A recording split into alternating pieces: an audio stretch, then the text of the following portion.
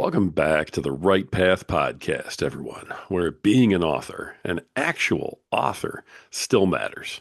This is the podcast that's for authors, it's about authors, and it's done by an author. Folks, this is where we come together to share our journeys, we explore our creativity, and most importantly, we examine the why behind it all. Folks, our guest today is an absolutely wonderful lady who I cannot wait to hear her story. I'm already fascinated by it. She is the author of her memoir, The Purpose of Getting Lost. Please welcome to the show, Tracy Smith. Tracy, how you doing? I'm doing very well. Thank you so much for having me, Rory. Oh, I appreciate it very much, and this story just resonates with me so much. The themes, everything you have going behind it.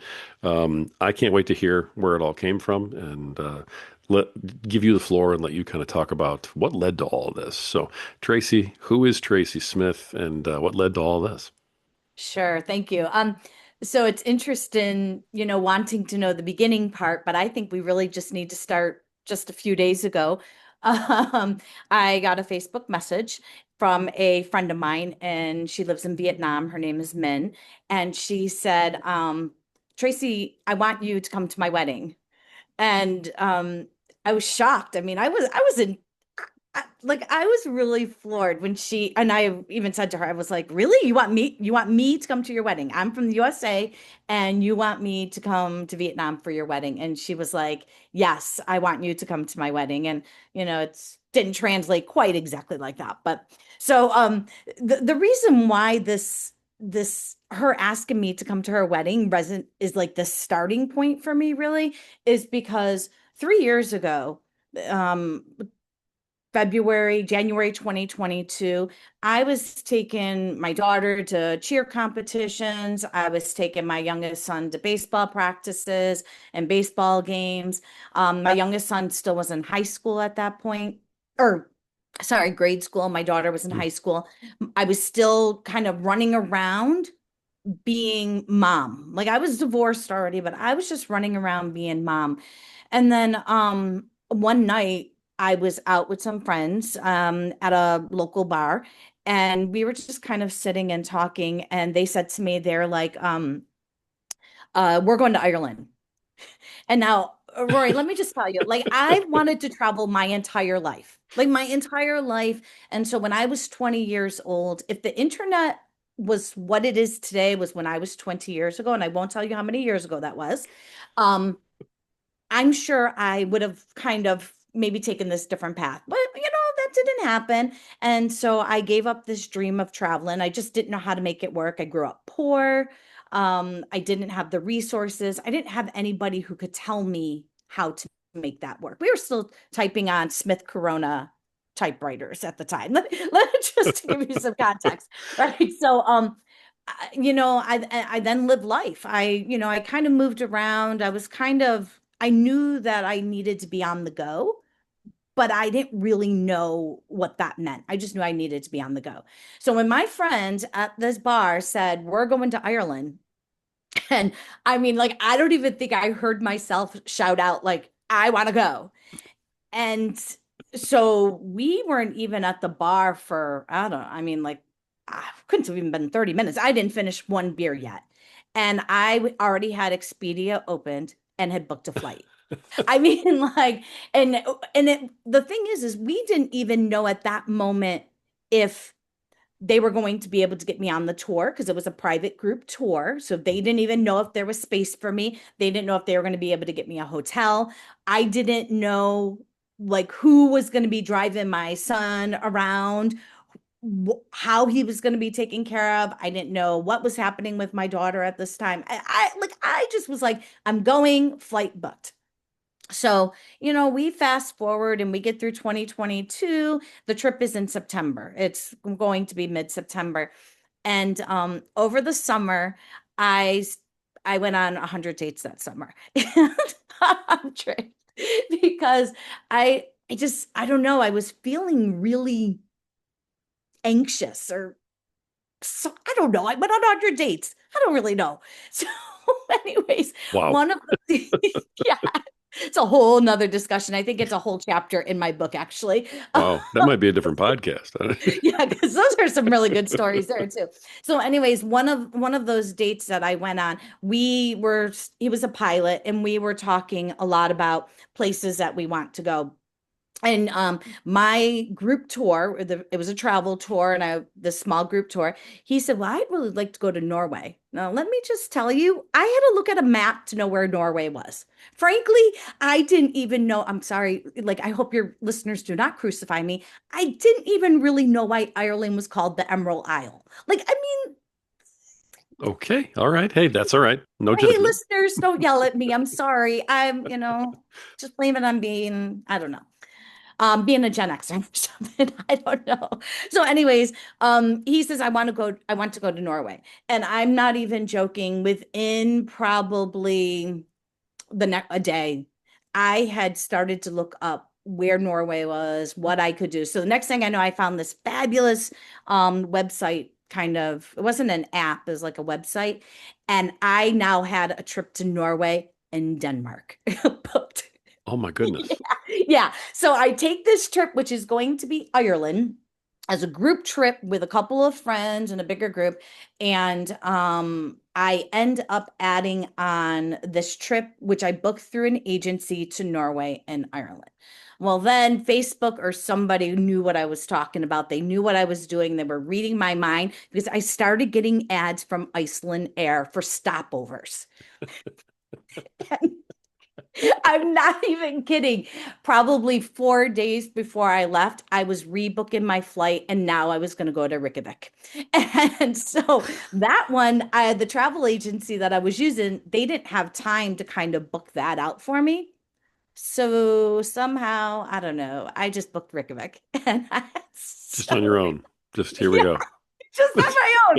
I mean, and I didn't even really, I mean, I'd been to Jamaica and I had been to Puerto Rico.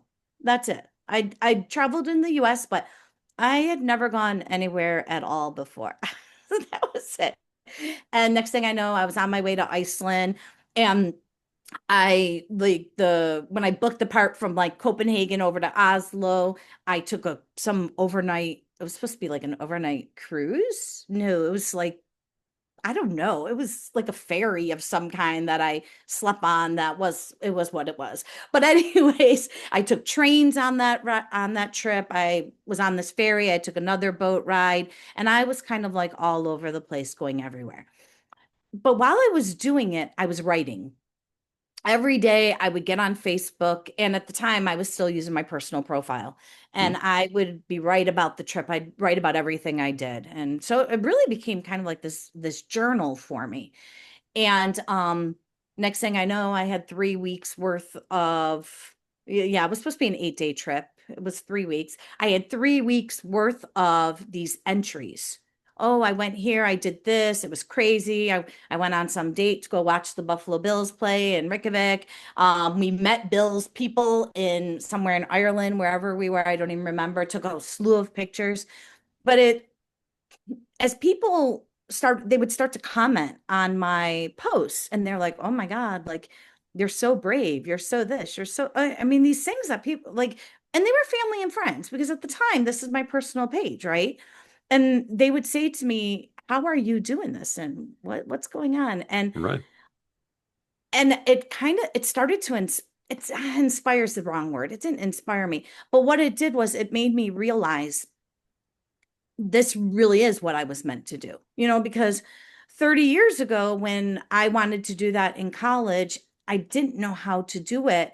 And then I, got married, I had children, I had a family, I raised them, I threw myself into everything that they required and needed. I got a dissertation, I got a collection of master's degrees. I have a collection of educational degrees, like people collect baseball cards, because like I was kind of like, what am I supposed to do? I was trying to figure out who I was. And I went on that first trip, and that trip ended, and I came back, and all I could think about was, man, I got to go again. I waited a little bit of time, a little bit. Okay, now how long's a little bit? Like maybe like, well, 2.5 months. For And another trip. Okay. yeah. And That is a little bit. again, the same thing kind of happened. Somebody said to me, "Oh, like, the UAE sounds really cool." And I was like, "Okay, that sounds really cool." So before I knew it, I'm booking a flight to Abu Dhabi. Again, I really had no idea where I just was kind of like, I don't really care. I'm just going somewhere. And the way I travel, is I I just pick places and I don't do any research about them. It's kind of crazy because I do a lot of writing and I do a lot of research for everything else, but I'll just pick a spot and then I go. So then I went to Abu Dhabi and I went to Dubai and I went to Istanbul because I thought they were close. They're not. They're not. They're not. So, but it didn't matter. I felt so energized. And the first experience really that I had came on that trip where I knew that I needed to do this more and I needed to write about it was because I had I randomly was looking around and I saw that the World Cup was going to be happening while I was on that side of the world. So what else did I do? I added on a trip to Doha. To- So, and it was right during the finals, right during the semifinals and the finals. Oh my And gosh. the very specific thing that happened though was I got caught in a mosh pit in the souk. So the souks are these old Middle Eastern markets, they date back thousands of years, and they're just labyrinths of aisles and mazes, and you'll have an animal aisle where they're selling birds and chickens and other animals, or then you have the luggage aisle and the tourists and clothing and textile, everything. And so I specifically what happened, I had been out and about that day. I'd gotten lost a couple of times, which is pretty the norm for me. I got lost and I came out of wherever I was lost at, and right across the street was the souk. And I kind of knew that it was there. I knew I might be looking for it because the Doha portion of the trip, I also booked on my own because the travel agency said, "Oh, there's nothing we can do. You're leaving in like a day and there's not really much we can help you with." So I said, "Don't worry, I got it." Um, I had it. So I go over to the souk and I'm walking around. I have to buy another suitcase because now I've been gone again for a couple of weeks. And don't ask me about my children or the dog or the cat because like, yeah. So I have to buy another suitcase and I'm buying gifts for the kids and stuff. And I come out of the aisles, and it's a big open courtyard, and there is a couple of Argentinian soccer fans, football fan, World Cup football fans Sure. walking around, and they've got their boombox on their shoulder and they're carrying some flags and everything, and all I could think was, oh my God, I want to be a part of that. Like, and I should preface this all by saying I was only like 6 weeks out of having surgery on my arm. So, like, all I could think about was, I want to be a part of that. I have to be a part of that. Gosh. Yeah. Okay. So, as you can imagine, it ended up being a mosh pit. I was somewhere in the middle of this mosh pit. These guys saw the look of fear on my face because I'm in a mosh pit and I had surgery on my arm, and frankly, nobody speaks English around me and I don't even really know what's going on. And they hoist me up onto their shoulders and they help me climb over like those metal barricades, metal fences that they put up for parades and stuff. They helped me climb over that, and to there's a restaurant on the other side. And so I climb over it and I climb on these chairs and they put the suitcase over with me. And next thing you know, I walk out of the souk. But I couldn't write this story at the time on Facebook because I was on medical leave and I was really afraid of like getting in trouble or something. So instead, I just wrote it down. I was writing it down in the notes app in my Wow. phone. Okay. And the next thing I know, it started to become this practice where I just had to write. I couldn't write just about like, hey, I went to Doha and I went to the souk because that seems so boring. It seemed just like, oh, I went to Doha and I went to the souk. I was like, I went to a mosh pit in the souk. And it's kind of has grown from there. I don't think every trip is more crazy than the last one. There are definitely some crazy ones, don't get me wrong. But that's kind of where it came. The wedding invitation to Vietnam, the reason why that's so important is because 3 years ago, I never would have even thought about somebody like calling me or texting me and saying, Tracy, do you want to come to my wedding? I live in Vietnam. Like that would have, it never even would have crossed my, and I would have been too afraid anyways. Like I would have been like, no, my kids got track meets and baseball and they have cheer competitions and I've got to go seek another master's degree or write another dissertation or something. I don't know. Like, I had to do everything for everybody else. And so in 3 years, it's like the world kind of just completely shifted.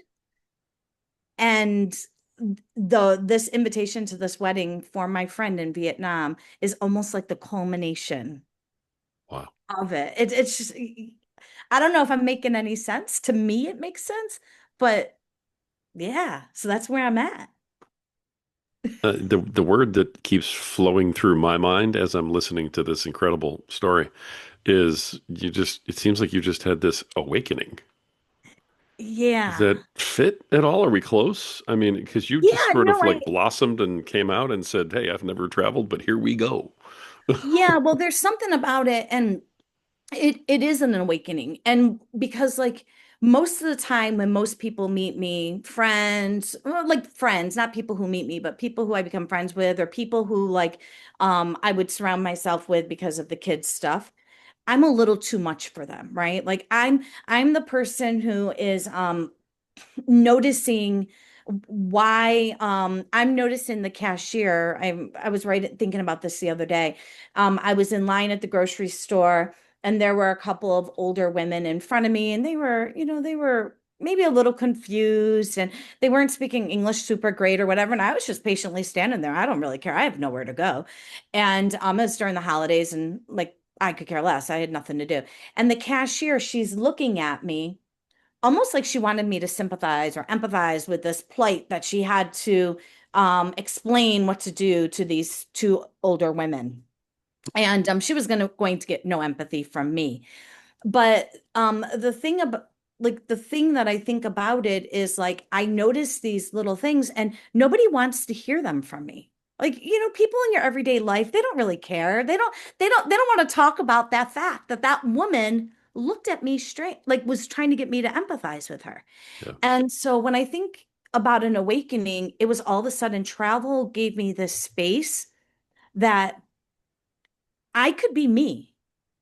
And if the person on the bus didn't like me, it just didn't matter anymore, right? Like it does not matter because I will never ever see them again. Well, mostly unless I go back to Vietnam because I've already been there 4 times, so they might see me again. But like most of the time, people are not going to see me again. And so that it's like all of that everything I was holding on to for being afraid of being who I was, for being too much, for apologizing for who I was, being a people pleaser, I didn't have to do that anymore because nobody knows me. No matter where I go, nobody knows me. And it's so it's incredibly freeing. It's Wow. very freeing.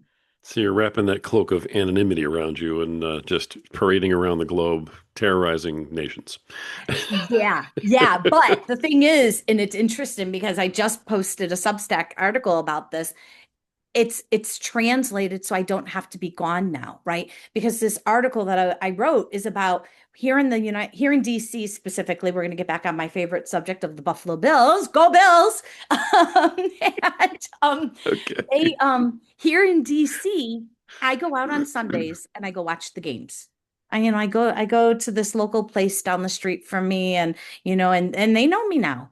But so what I've that lesson that I've kind of learned about people not really caring who I am when I'm out there in the world. And I was able to say previously, like, oh, they don't know me and they'll never see me again.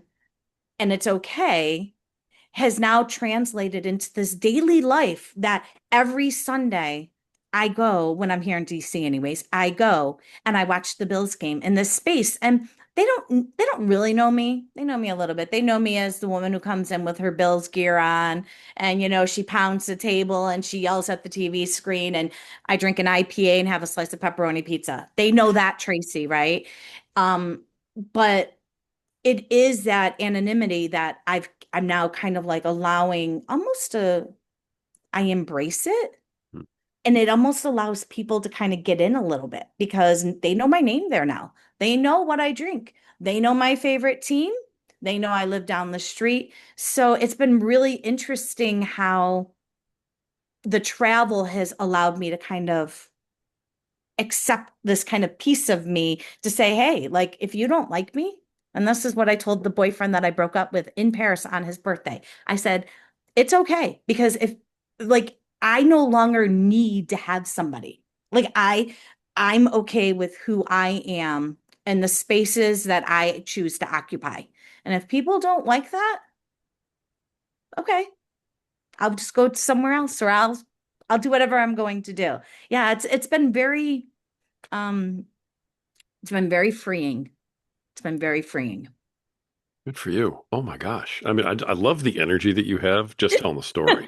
I can't even imagine what it would be like globetrotting with you, like next to you in the airport or something. I mean, I can't even imagine trying to keep up with you across Asia or something. I just, my goodness, this, holy cow. Now, have you always been this person, but you were just sort of constrained? Or, I mean, is this like a whole new Tracy that's kind of come out of nowhere? So, I grew up really, really poor.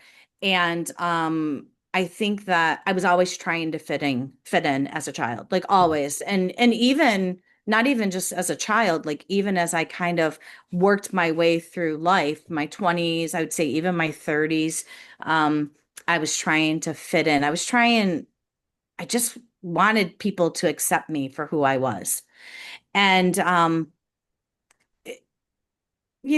think sometimes people would pretend. Maybe they didn't pretend. Maybe they did accept me and maybe it became too hard for them. Maybe they just realized at some point that, hey, it's not really as good of a fit as they thought it was. Uh, I, you're gonna laugh. I'm shy. I'm very You're right. That's funny. And so people always laugh at me when I say I'm really very shy and I'm very socially awkward. And so again, that traveling has really kind of allowed me to embrace that social awkwardness and has allowed me to say it's okay. And so my kids, when they've traveled, my kids have only gone on a few trips with me because they don't really love my travel style. That's okay. My daughter prefers beaches and, I prefer mosh pits and the Uh, Amazon.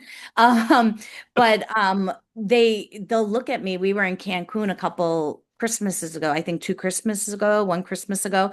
And I started talking to some people on the van. I don't know, those group tours, everybody's like shifted in together and nobody ever really talks to each other until you get to the end. And then you're kind of like, well, that sucks. And so I'm trying to learn how to talk to people sooner. And because you never know what kind of connection you might ultimately have with them or what kind of stories they might share with you or what kind of stories you might share with them or and whatever. And so my kids will look at me and they'll be like, Mom, seriously, another story? And I'm like, I don't know what to tell you. Like now I have a lot of stories. And the book has kind of come out of this need to tell these stories. And before the book, my niece wanted me to tell it why I learned how to crochet and do it on TikTok.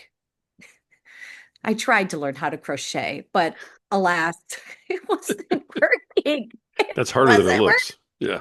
It's so hard. And every YouTube video is kind of like, just do it like this, da da da. Right. And no, you don't just do it like that. And I obviously I'm not coordinated enough to crochet. And so instead of going that route and trying to do TikTok videos, I decided to write a book. The first version, the first draft was not very good at all. I'm Okay. just putting that out. And so the It book was is not your good. journey. The book is your journey around through traveling to start with, but then does it get into the journey that you're taking personally? Yeah, the book is, I think of it as less of a journey of all these places that I went. Hmm. This book is like a love letter to myself. Wow. It really is about going these, like, so for instance, there's a chapter in the book that's about South Africa. And the chapter is about that same boyfriend who I just mentioned that I broke up with on his birthday in Paris. I just have to keep saying that. So if he hears this, no, I'm just joking. But so the book, so this chapter in South Africa, I'm in South Africa for 3 weeks, and you would think that it would be full of like safaris and all these places I went to in Cape Town and, Johannesburg and all that other stuff. But instead, this book is about the realizing that the relationship I was in was unraveling.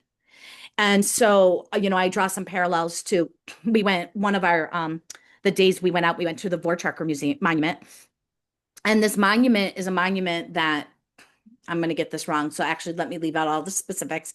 It's a Okay. monument that represented a battle between colonizers and the colonized.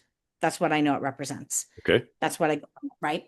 And so his perspective as an Afrikaner was that this monument is almost like a good thing, right? It represents the colonizers and their this event that happened to them.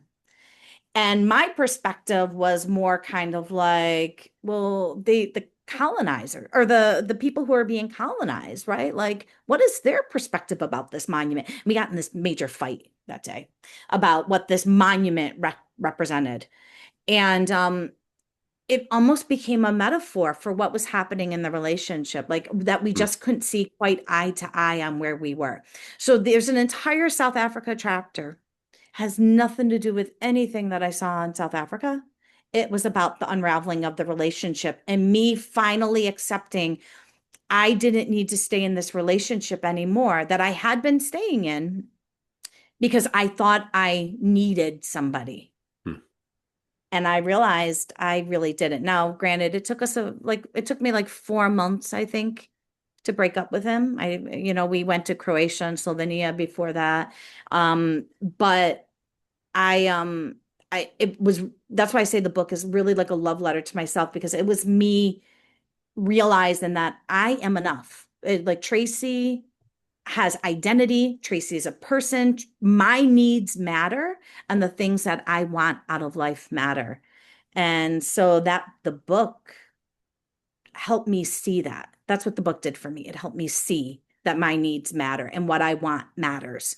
So it's less of a travel, it's not a travel log. I don't want people to pick it up thinking they're going to read a travel log. I Sure. spent a month in Southeast Asia and there's very little about it. Instead, I'm talking about getting scratched by a monkey and and I don't know what else I did on the trip. Oh, Vietnam, going to the homesticks in Vietnam. So that's what the book is really about.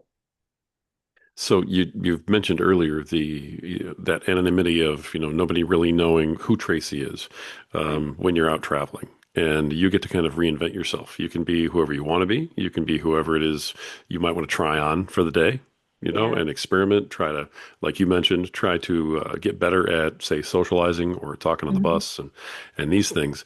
So I think I'm starting to understand the title, the Yeah. purpose of getting lost. Yeah. Why don't you dig into that for me?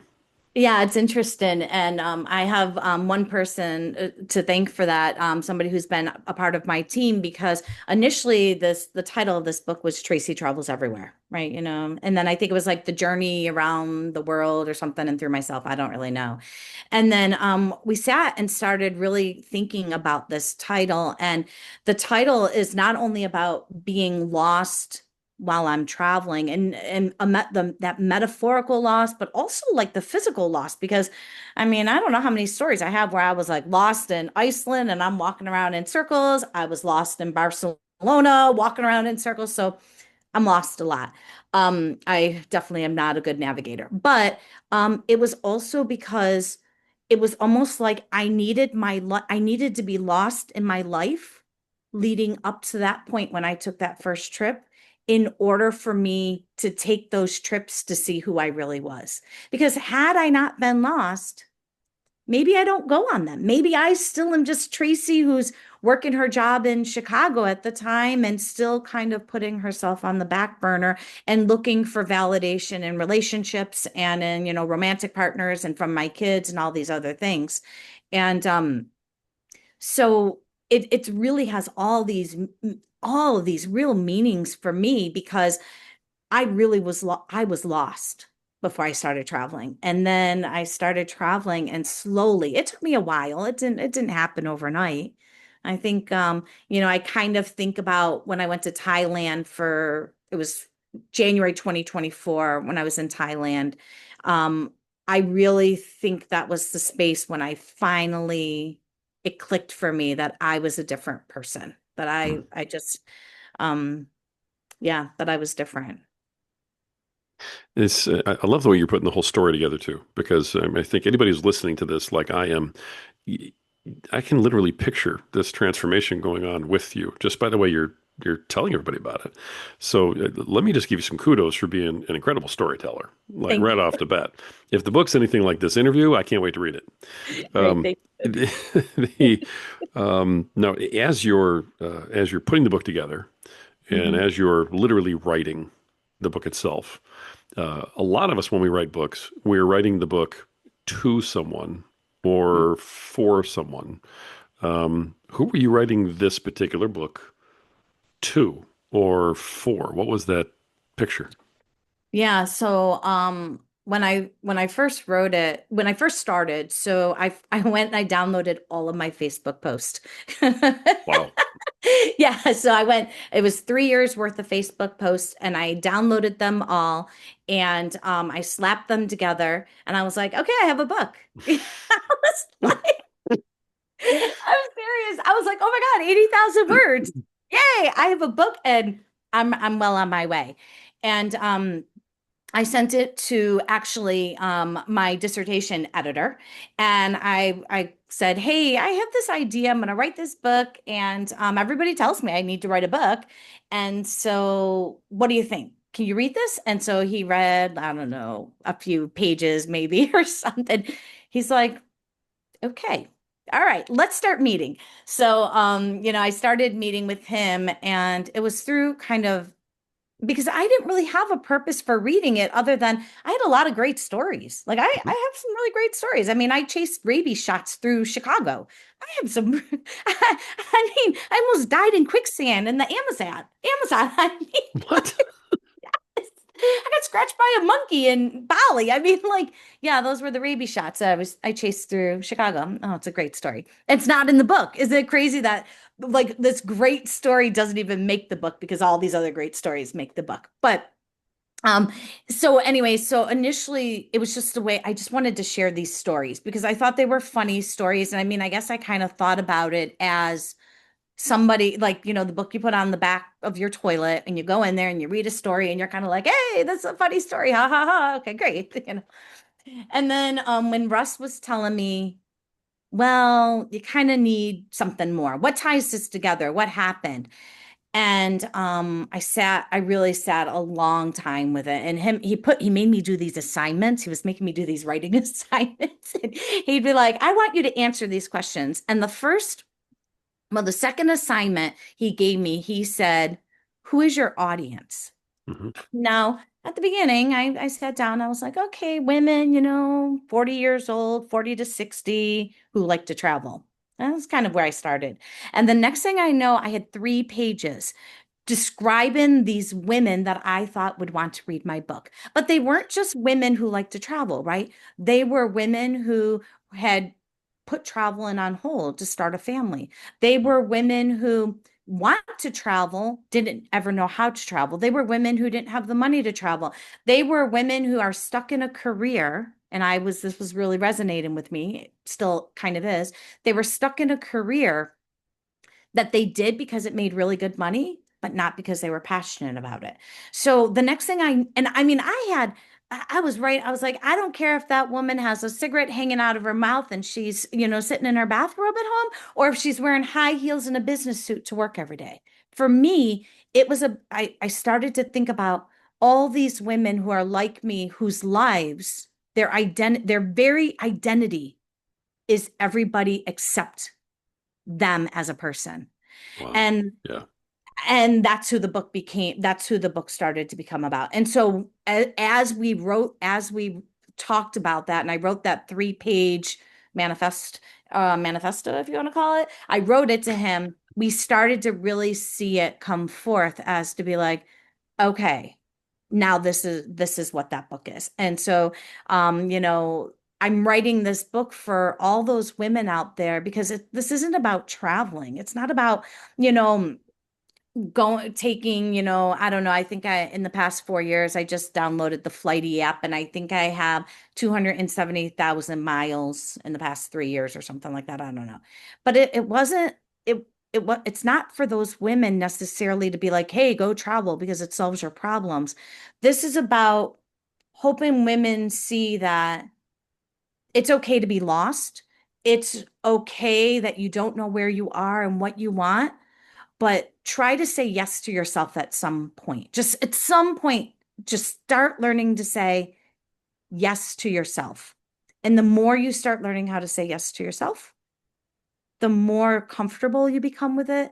And the more you realize that, like, I'm a person. I am not just mom, sister, daughter, employee. I'm not just those people. I am also Tracy. And that's kind of who the book was written for. Ultimately, that's who the book becomes for. I love that. So yeah, it's written for women who are like the woman that you used to be. Yeah. Yeah. Yeah. Yeah. Do you feel like you're The woman, encouraging women to like do what you've done? God, I hope so. I hope that what I'm encouraging is I was I don't know, maybe 2016, so like 9 years ago. I think it was like 2016, might have been 2015. I was in Nashville.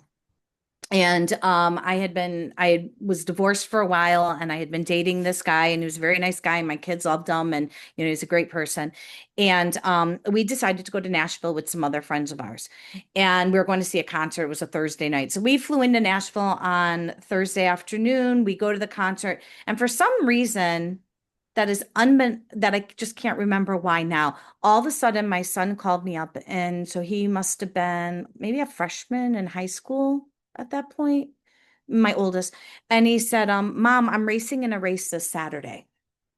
And I was like, okay, I'll be there. What time's the race? Where's it at? Blah, blah, blah. The race was 2.5 hours away from our home, a 15-minute cross country race, maybe 18 minutes, because if he was only a freshman, he definitely would have taken longer to run it. So i- in that moment, I left my friends behind in Nashville. And I said, I have to go home. I have to go be with my son. My son needs me there. I have to be there. I know my son really appreciated having me there. I think my friends really would have appreciated having me stay in Nashville with them as well. And I think the point of that is to say, it's okay. It's okay sometimes to choose us and not always everybody else, right? And I wanted to stay in Nashville. I wanted to choose me. I wanted to choose kind of being this person. It wasn't even my weekend with the kids, by the way. So I was like driving home, or I was flying home early for a 15-minute race, 2.5 hours from my home, and I wasn't even going to get to see the kids or even have my son come home with me afterwards. I literally was going home for that race. And I yeah, I think he would have been okay without me there. He did well. I don't even remember what the outcome of the race is. I'm sure he does not remember the outcome of the race.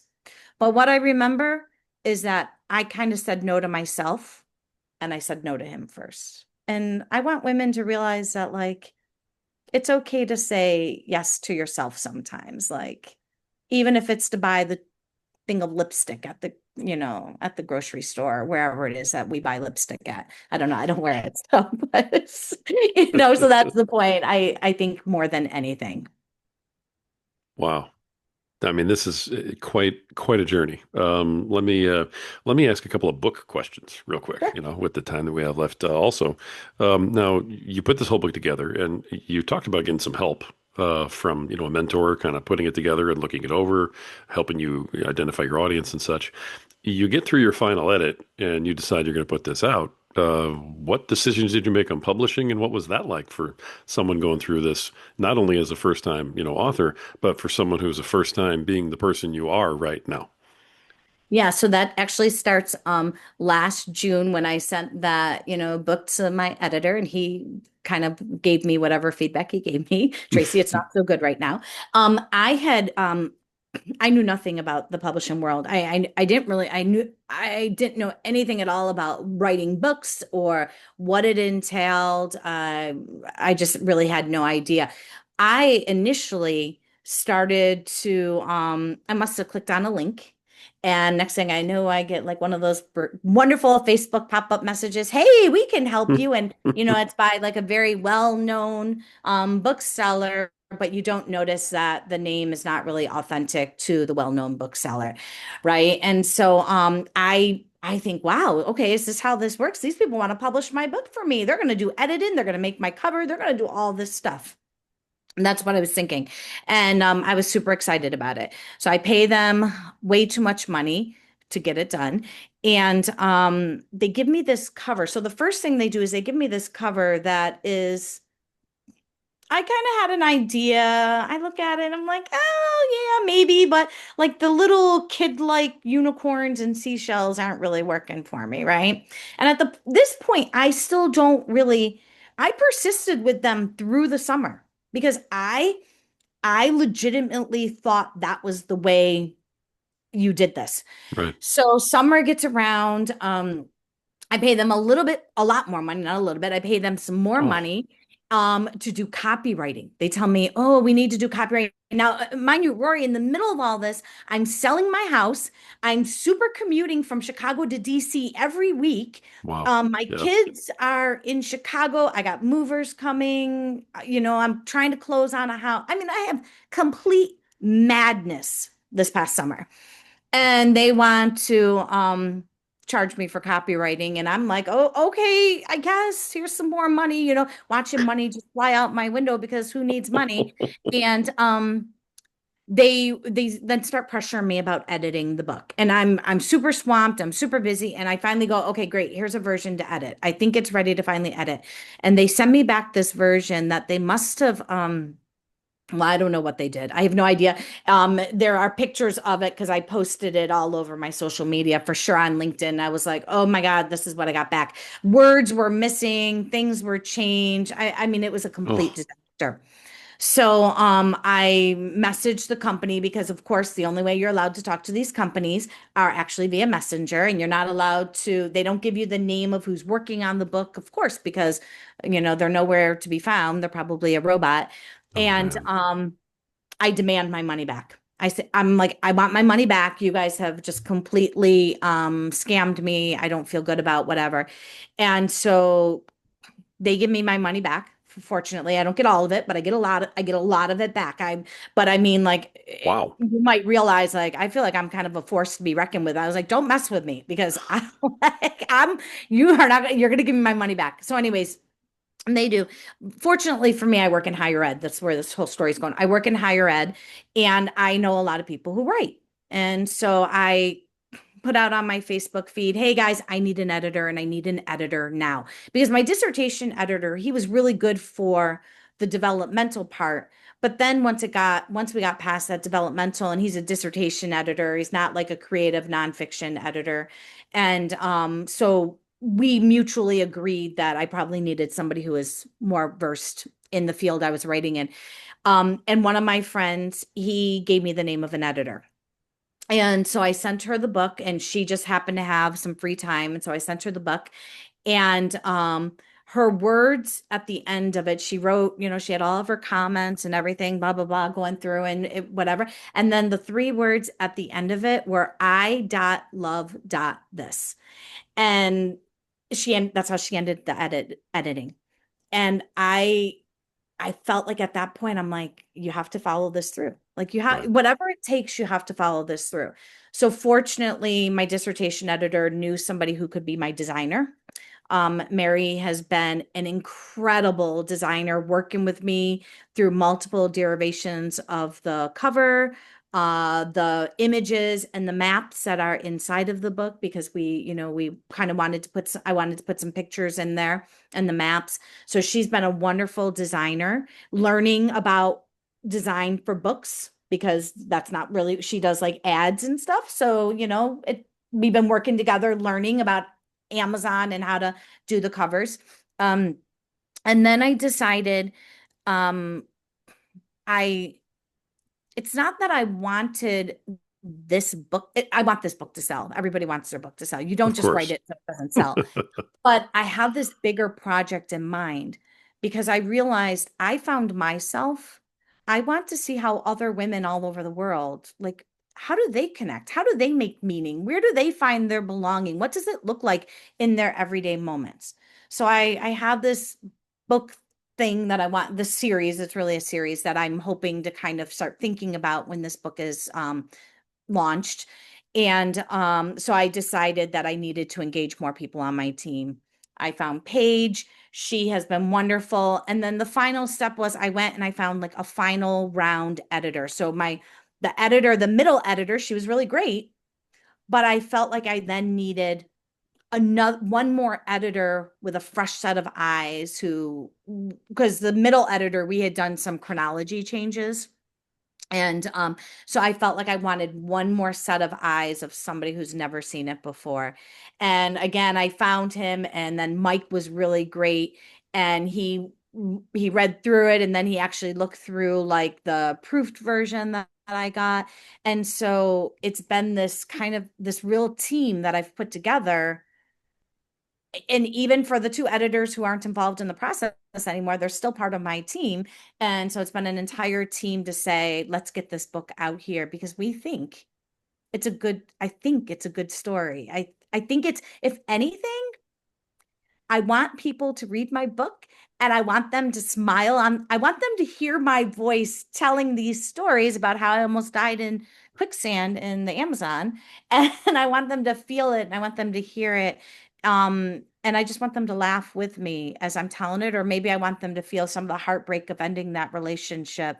After South Africa, well, not after South Africa, but that relationship. And so that's kind of, I knew I needed to see this book through to the finish. So Wow. that's where we're at. And it comes out on ebook on Sunday. So it's so exciting. Super nerve-wracking, but so exciting. Okay. Now, so I have the wrong release date. I had it down that it was coming out You in do. 127. No, you have a good release date. So Oh, this was my fault. I made a mistake. And so what happened was back in December, I was entering all my stuff into KDP and getting it all ready because I've decided to self-publish. And okay. I'm entering everything in there. And I add the dates for the ebook. I'm working on the ebook because my cover wasn't quite ready yet. The full cover for the print version wasn't quite ready. So I had everything in there for the ebook and I pressed a button. Well, I pressed the wrong button and the button was like ready to publish. So I was like, wait, no, no, no. So because we had this date. And so I hurry up and I go into KDP and I was like, oh my God, how do I fix this? And so all I got to do was one 30-day push out. So that was December 12th. So then Uh, I must have texted Paige probably at like 4 o'clock in the morning or something because I don't ever sleep. And I said to her, I'm like, oh my God, Paige, I just messed up. I'm so sorry. I've made all your plans horrible, blah, blah, blah. And she said, no worries. So the ebook version is coming out on January 11th because I just straight messed up on the date on hit and publish. And then the print version is coming out on January 27th. Yeah. So gotcha. there are two dates. I'm so sorry for confusing everybody, but That's all right. It's You get to kind of do a soft launch and then, maybe the big one. We'll see yes, how it goes, right? exactly. Excellent. Everyone keeps saying I need to have a party for it. So maybe I do need to have a party and we'll do it for the real one, for Right the on. paper launch. Yeah. Right on. All right. Well, that's beautiful. So ebook comes out on January 11th of 2026, and the hardcover or softcover, the Yeah, the printed print book, version. comes out on January 27th of Yes. 2026. All Yeah. right. Beautiful. Tracy, I love this. I love your story. I love everything that you've shared here today. I gotta, kind of wrap us up, unfortunately, because Sure. I could sit here and just talk to you for another hour. I love your energy and your light and everything else. It's just amazing, really. I feel like I could go do 5 more podcasts now. And that's not how I felt when I got on the podcast today, believe me. But you've like lifted me up. So I can't even Oh, I can't even wait to that's read so this. kind of you to say. My goodness. I do kind of like to ask folks who have been through this process, and my goodness, what a process you've been through. What is your best piece of advice for folks who, want to become published authors who, are not where you are yet? Yeah, I think the best piece of advice is to just really hang in there, right? Because it could become it's really easy to become very overwhelmed by all of it and to say and to throw in the towel or to maybe almost do something halfway because you're like it's just easier to maybe look at that cover and be like, well, that's the easy cover and then to go with it, but then not think about like there's a better cover out there. And so it's really about sticking with the story that you're trying to tell Hmm. and just hang in there because um for me this like I said, there's a book and I want people to read it and I want people to love it. But at the end of the day, this really is for me. Like I wrote this book because I have a story to tell and I needed to tell it. And so that's kind of my biggest piece of advice for everybody. That's wonderful. And that's fantastic advice too. So, all right. Author of the soon to be published memoir, The Purpose of Getting Lost, with the ebook coming out on January 11th and the printed version coming out on January 27th, Tracy Smith. Tracy, thank you just for everything you shared with everybody today, for sharing yourself, your journey. It was just absolutely amazing. And you were just a delight to have on the program today. Oh, I appreciate that. I'd love to say too if people are really interested in my stories because like I said, I chased rabies shots through Chicago. It's a great story to read about. They can definitely go to my author page, which it's on one of those travel log pages there. I also do a lot of writing right now on Substack. I'm really Oh, finding yeah. it such a great space to um think about and to write about in these things that happen to us that sometimes you just feel like you got to say it and you don't have anyone to say it to because nobody really wants to listen to you say it so then you write about it so I would absolutely encourage them as well to go to my Substack and read some of my essays because it's there's not many but become a great space and the writing is very similar to the way I tell stories in person. Perfect. And we'll have all that stuff in the show notes, of course. But do you want to give people links, ways to contact you, that sort of thing? Go for it. Sure. So my author webpage is tracysmithauthor.com. However, I will tell you that if you look for Tracy Travels Everywhere, it will automatically take you. So if you don't want to remember, like if it's, whatever, Tracy Travels Everywhere will find you. You'll hit on my Facebook page, you'll hit on my Instagram, even my TikTok, my Substack, is Tracy Travels Everywhere. So yeah, that'd be the best way to find me. So Tracy Travels Everywhere is the universal come find you It way is to the go. universal come All find right. me. Yes. I love it. Tracy, thank you so much. I appreciate you and I love it. Yeah. I hope that when you put the next book out that you'll come back on our program. Oh, I would love that so much, Rory. Thank you so much. It's been so much fun just talking with you and go Bills. All right, I'm going to let you in with a Go Bills. That's just for you right there. Folks, this has been another awesome episode of the Right Path podcast where the truth still matters and words still have power. This is the place for authors who know that every page is a step forward. So let's lift each other up, let's dust each other off, and let's all move forward together.